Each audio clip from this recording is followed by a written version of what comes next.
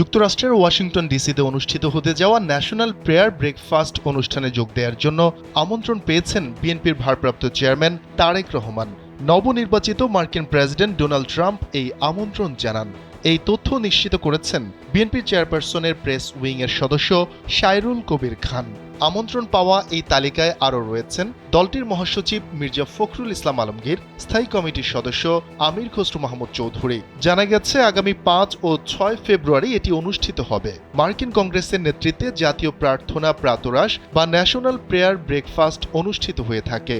National prayer breakfast ইভেন্টটি মূলত খ্রিস্টান ব্যক্তিত্ব, পাদ্রী, নির্বাচিত কর্মকর্তা এবং উদ্যোক্তাদের একটি সমাবেশ, যা সাধারণত ফেব্রুয়ারির প্রথম বৃহস্পতিবার ওয়াশিংটন ডিসিতে অনুষ্ঠিত হয়। বার্ষিক অনুষ্ঠানটি প্রথমে প্রেসিডেন্সিয়াল প্রেয়ার ব্রেকফাস্ট নামে পরিচিত ছিল।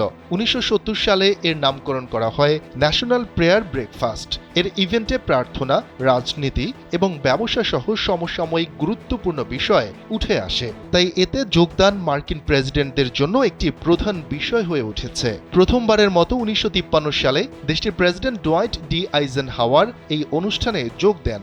পরবর্তীতে উত্তরসূরিরাও তার পদাঙ্ক অনুসরণ করেন।